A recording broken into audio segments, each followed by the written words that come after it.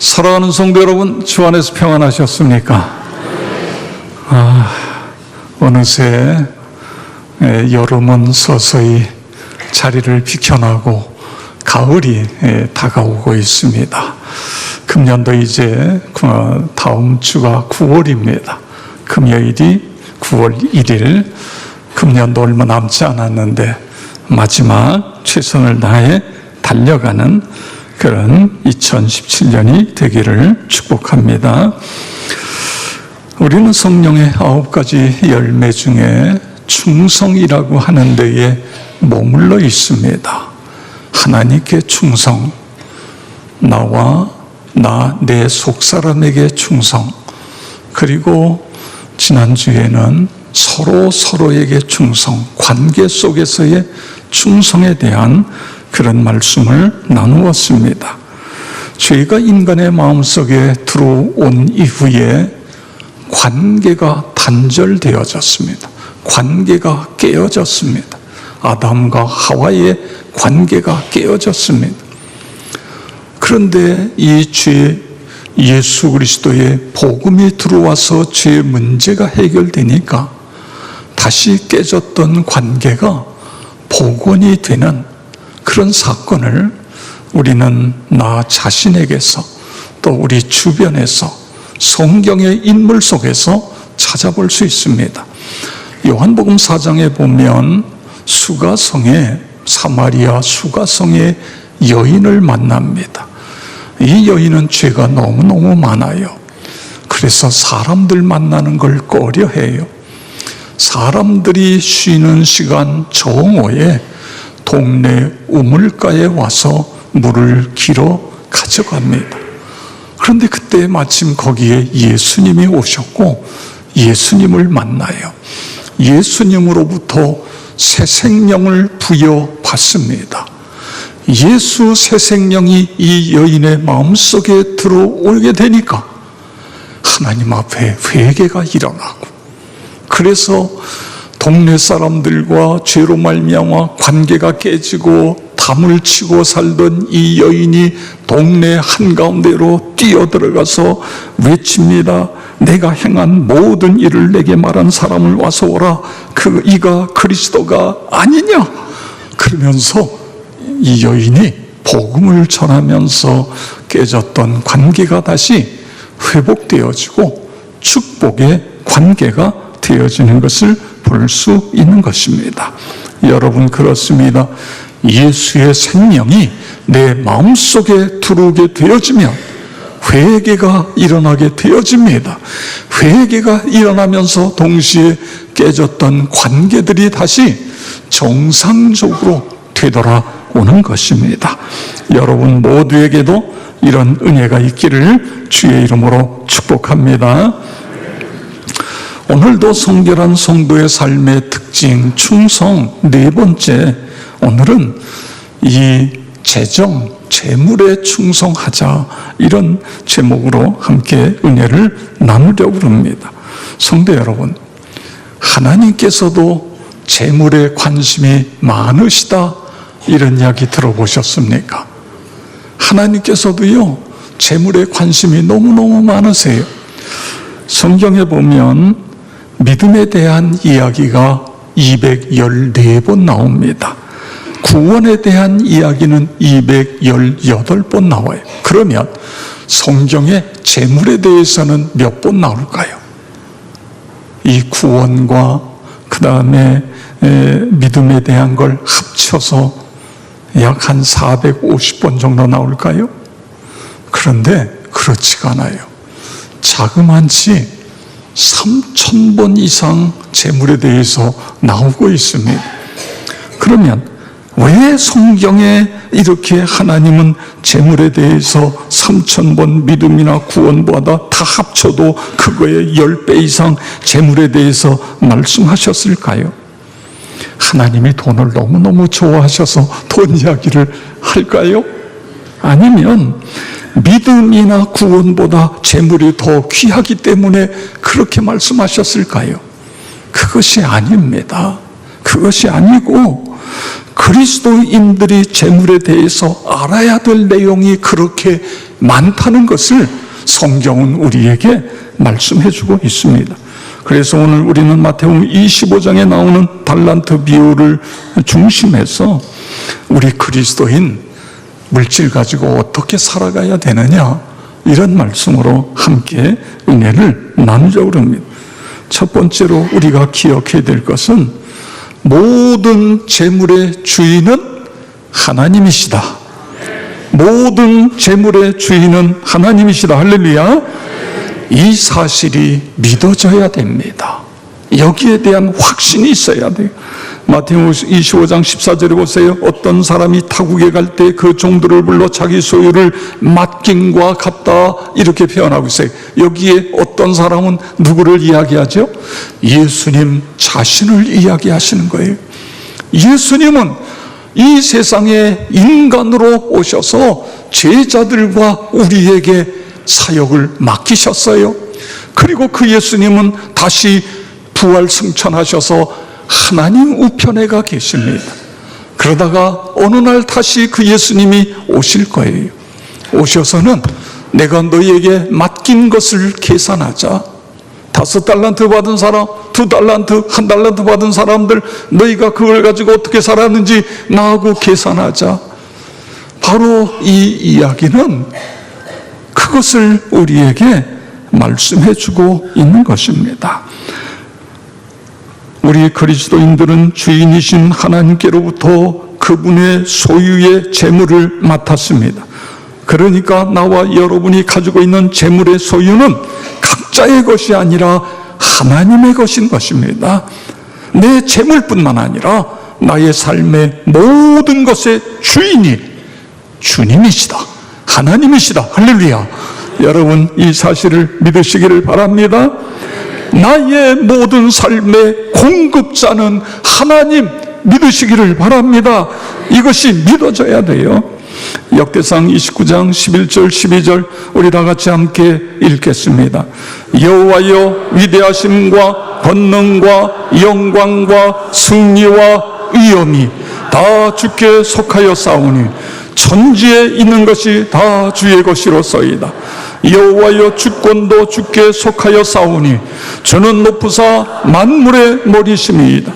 부와 귀가 주께로 말미암고 또 주는 만물의 주제가 되사 손에 권세와 능력이 싸우니 모든 사람을 크게 하심과 강하게 하심이 주의 손에 있나이다. 아멘. 오늘 이 말씀은 다윗이 자신의 인생의 끝부분에서 이제 하나님 앞에 가야 되는 이 인생의 마지막 단계에서 하나님 앞에 기도한 내용 중에 일부인 것입니다. 다윗이 어떻게 하나님을 믿고 어떻게 기도하고 있어요? 천지에 있는 것이 다 주의 것이로소이다. 하나님께서 부와 귀도 주께로 말미암고 그리고 크게 하심과 강하게 하심도 주의 손에 있나이다. 오늘 내가 왕이 되고 이렇게 쓰임받은 것은 하나님께서 나의 주인이 되셔서 내 인생을 이끌어 오셨습니다. 이런 고백을 지금 하고 있는 것입니다.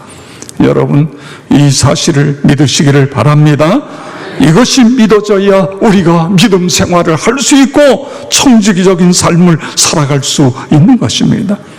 만약에 내 삶의 공급자가 하나님이라는 사실이 믿어지지 않으면 우리는 양다리 걸친 그리스도인으로 살아가기에 그렇게 살아갈 수 있어요. 한번 자신들을 좀 생각해 보시기 바랍니다. 재물을 하나님만큼 중요하게 여기는, 아니 재물을 하나님보다 더 중요하게 여기는 내가 아닌가, 이 부분을 점검해 보시기 바랍니다. 마태복음 6장 24절에 보면 한 사람이 두 주인을 섬기지 못할 것이니 혹 이를 미워하고 저를 사랑하거나 혹 이를 중히 여기고 저를 경히 여김이라.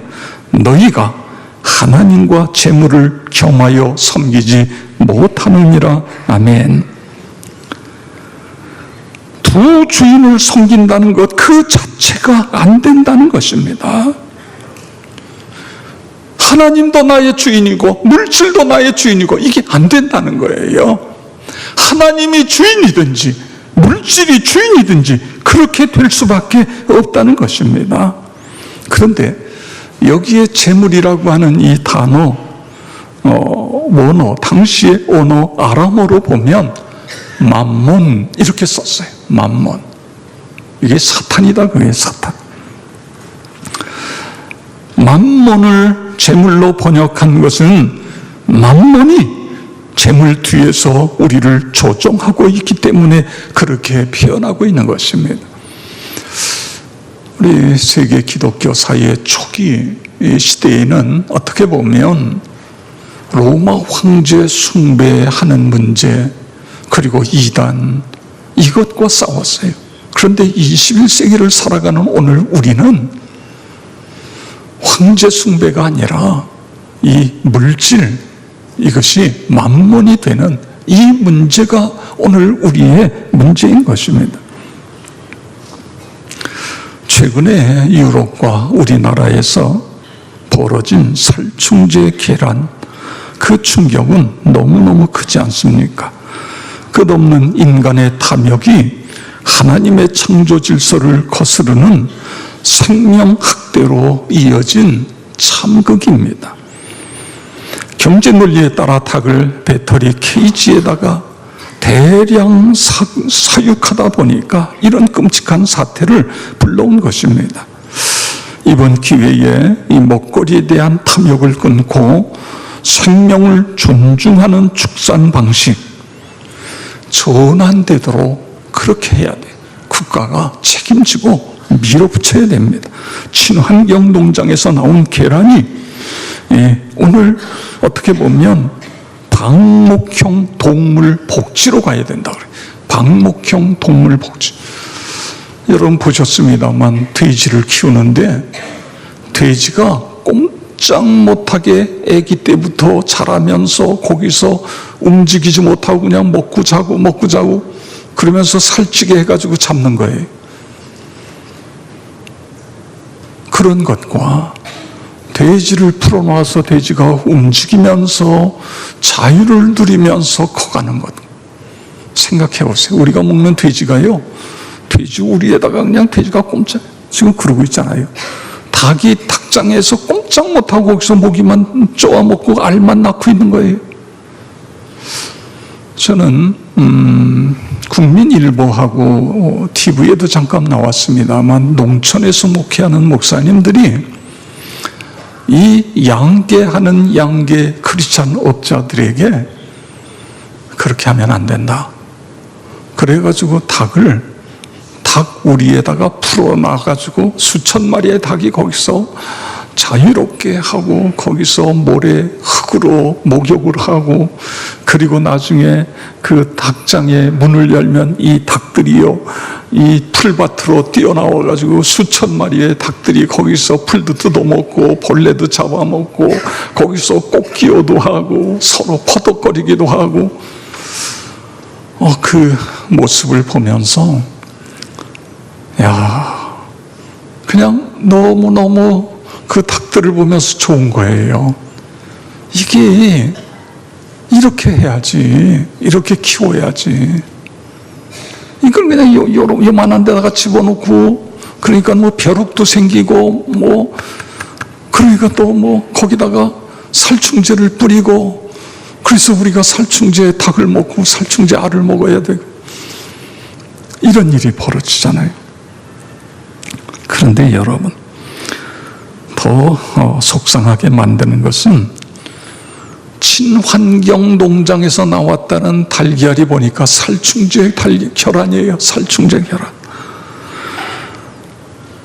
국가로부터 연 3천만 원, 최고 3천만 원 이 사람들 직불금을 받아요. 친환경 마크를 붙이고 일반 계란보다 최도 40%나 비싸게 팔아요. 그런데 우리가 그걸 친환경이라고 사 먹었는데 그게 살충제 결함이에요. 성도 여러분, 왜 이런 일이 벌어지죠? 만몬주의입니다. 보다 빠른 시간에 보다 많은 계란을 생산해서 이익을 더 많이 남기려는 인간의 욕심이 나온 결과인 것입니다. 우리 그리스도인들은요, 돈을 벌어도 성경적인 방법으로 돈을 벌어야 된다, 그거예요. 이것이 그리스도인의 재정 원칙인 것입니다. 제가 그걸 보고, 아니 세상에 감동이 될 일도 없지요. 아니 닭이 그 풀밭에서 뛰어노는 걸 그 모습을 보고 감동이 되는 거예요. 아니 그렇게 키워야지, 그렇게 키워야지, 그런 거예요. 성도 여러분, 여러분의 주인은 누굽니까? 물질이 주인이 돼서는 절대로 우리가 복을 받을 수가 없어요. 하나님이 여러분의 주인이 되어지는, 그래서 하나님께 영광 올려드리는 그런 삶을 살아가시기를 주의 이름으로 축원합니다. 자, 재물을 하나님이 우리에게 주셨다고 한다면 주신 이유가 어디에 있어요? 오늘 성경에 보니까 착하고 충성된 종이 되게 하기 위해서 주셨다, 그런 말씀. 21절을 보겠습니다. 그 주인이 이르되 착하도다, 잘하였도다, 착하고 충성된 종아, 내가 적은 일에 충성하였으며 내가 많은 것을 내게 맡기리니 내 주인의 즐거움에 참여할지어다 하고. 아멘. 주님이 찾고 기뻐하시는 사람은 재물에 대해서 착하고 충성된 사람이 되어야 된다. 먼저 하나님은 우리에게 물질을 맡겨주십니다. 그걸 어떻게 다루는가를 보시는 거예요. 그리고 그 재물에 착하고 충성된 종이 되면 그에게 더 많은 것을 맡겨주시고, 그리고 누가복음에 보면 그에게 높은 자리를 주신다, 이런 말씀을 하고 있습니다. 여기 주인이 종에게 맡긴 달란트라는 건 은사라는 개념이 있어요. 동시에 이 말씀은 재물이라는 그런 개념도 있습니다. 달란트는 원래 중량의 단위인 것입니다. 한 달란트의 무게가 나가는 돈의 액수를 의미하는 것입니다. 한 달란트는 6천 드라크마인 것입니다. 주인이 한 사람에게는 5달란트, 또 다른 사람에게는 2달란트, 그 다음에 또 다른 사람에게 1달란트, 그런 것처럼 하나님께서 어떤 사람에게는 물질을 많이 주셨어요. 어떤 사람에게는 물질을 적당히 주셨어요. 어떤 사람은 물질을 적게 주셨어요. 그런데 적게, 많게, 적당히가 중요한 것이 아니라 여하튼 하나님께서 주신 이 물질을 잘 관리해서 이익을 남길 때에 착하고 충성된 종아, 그렇게 칭찬하시는 것입니다. 고린도후서 9장 10절 11절 우리 다 같이 읽겠습니다. 심는 자에게 씨와 먹을 양식을 주시는 이가 너희 심을 것을 주사 풍성하게 하시고 너희 의의 열매를 더하게 하시리니 너희가 모든 일에 부여하여 너그럽게 연보를 함은 저희로 우리로 말미암아 하나님께 감사하게 하는 것이라. 아멘.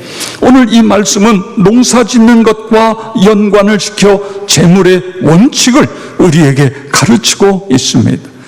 하나님께서 우리에게 물질을 주실 때 2가지를 주신다는 거예요. 하나는 건 심을 씨를 주시고 하나는 먹을 씨, 먹을 양식을 주신다, 그런 이야기인 것입니다. 심을 씨를 왜 주세요? 이건 심기 위해서 주시는 것입니다. 농사를 지어보신 분들은 알겠습니다만 아무리 농사지은 곡식이 다 떨어지고 먹을 것이 없어도 심을 씨는 먹지 않아요. 만약에 그 씨를 먹으면 어떻게 되죠? 끝이에요. 그 다음 봄에 뿌릴 것이 없어져요.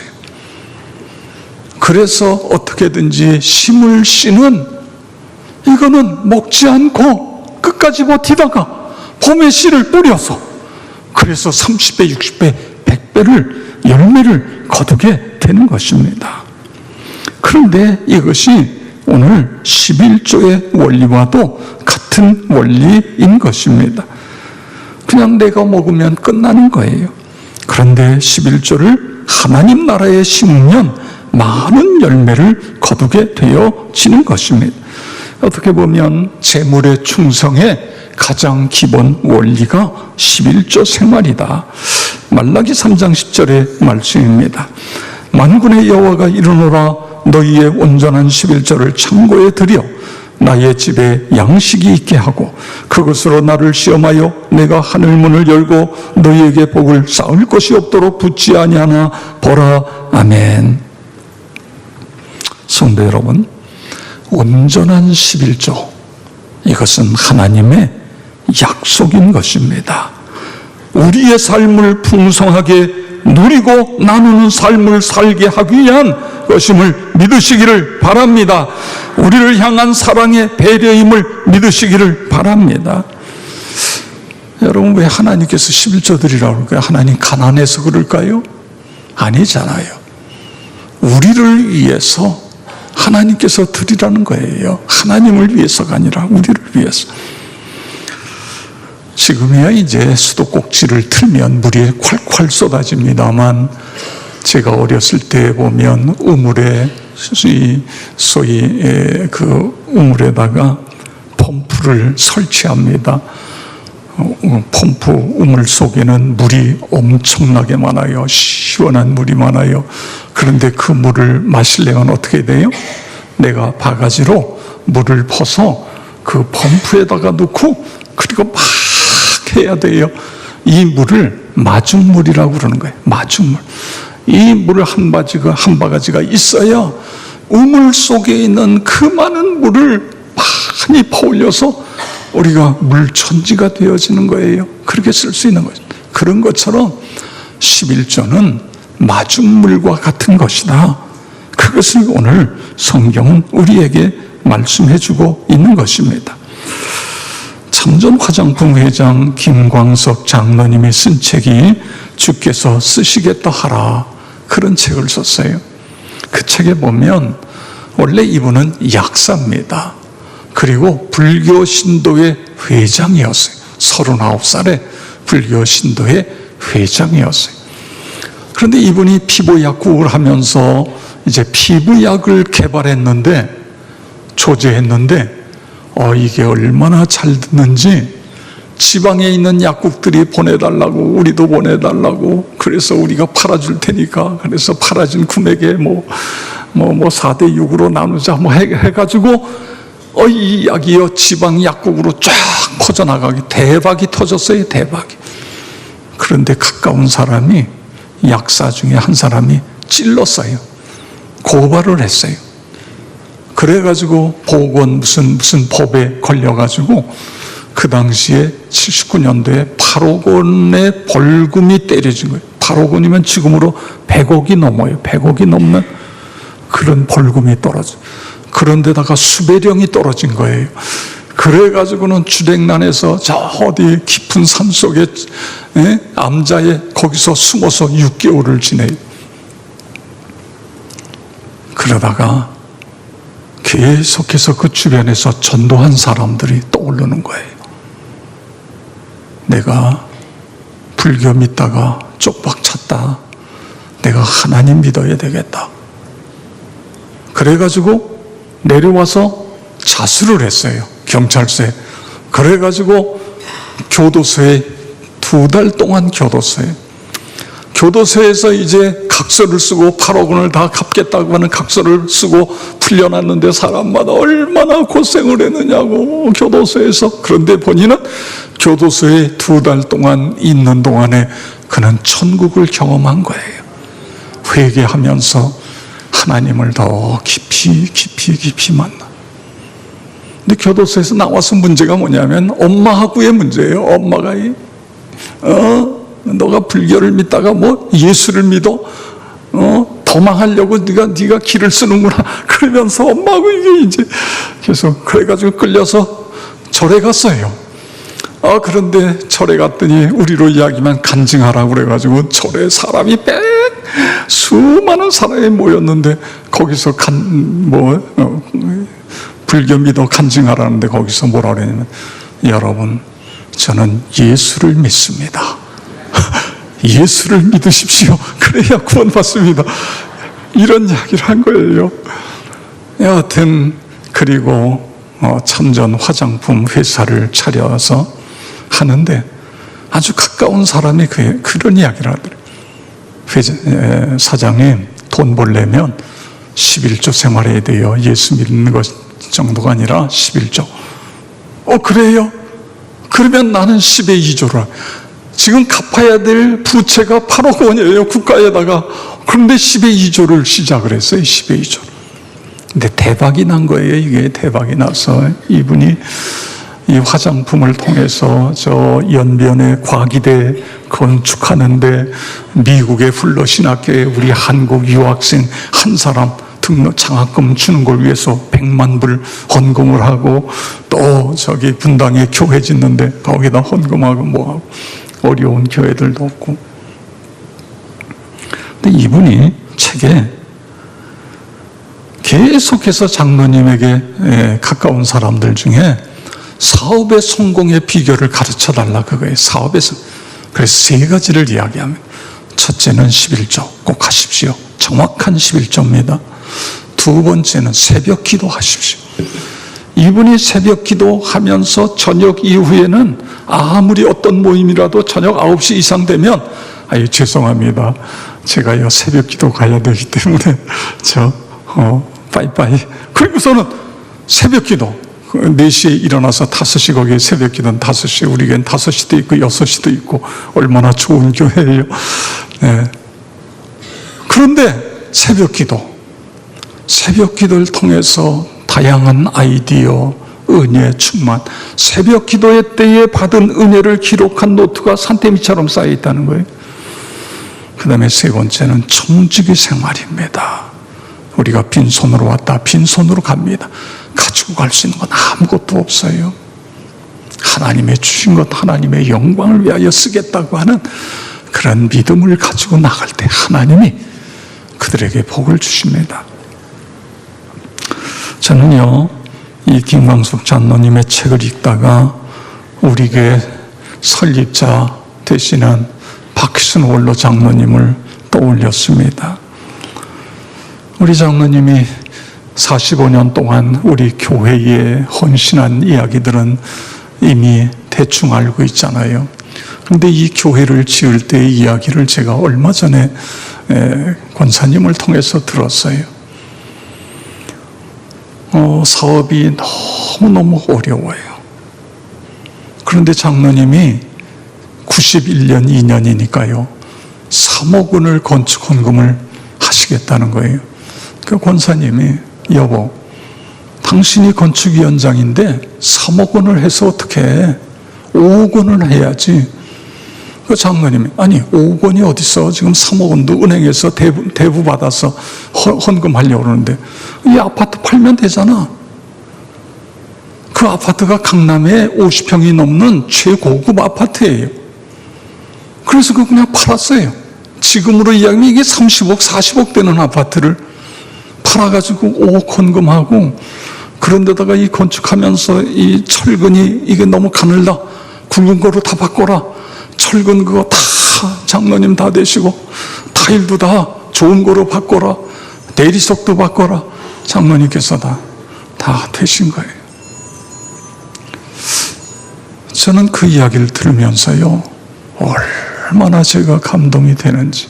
하나님, 역촌교회가 이루어진 것은 우리 고 김혁영 목사님과 박희순 장로님 이분들의 헌신, 이분들의 땀 어린 기도, 이런 좋은 그런 어떤 평신도의 모델이 있는 교회에서 내가 목회하게 된, 이게 얼마나 감사하고 얼마나 감사해요. 그런데 여러분, 사실은요 우리 박 장로님이 그렇게 앞장서서 했는데 그럼 다른 장로님들은 다 멀거니 계셨을까요? 다른 신자들은 가만히 있었어요? 여러분, 오래된 신자 여러분 가만히 있었어요? 아니잖아요. 박 장로님이 그렇게 앞장서서 하니까 우리 지금 원로 되신 장로님들, 또 우리 성도님들 다 함께 노력해서 오늘의 교회가 이루어진 것 아닙니까? 이런 좋은 모델이 있는 교회에서 신앙생활 한다는 것, 내가 목회한다는 것, 이게 그냥 감격으로요. 감격으로 오는 거예요. 너무너무 감격한. 우리 교회를 통해서 여러분 개척교회가 얼마나 많이 세워졌는지 아세요? 그 개척교회 중에는요 막 부흥되는 교회들이 있어요. 얼마나 많은 작은 교회들을 돕습니까? 선교사들을 파송하고 선교기관들을 돕고 지금까지 그렇게 해온 거예요. 사랑하는 성도 여러분, 우리는 재정의 재물의 청직이라는 사실을 잊으면 안 됩니다. 하나님이 나의 주인이십니다. 나는 선한 청지기, 충성된 청지기가 되기를 원합니다. 그러면 하나님께서 나의 삶을, 내 자녀의 삶을 하나님이 책임져 주십니다. 그런 은혜가 여러분 모두에게 있기를 주의 이름으로 축원합니다.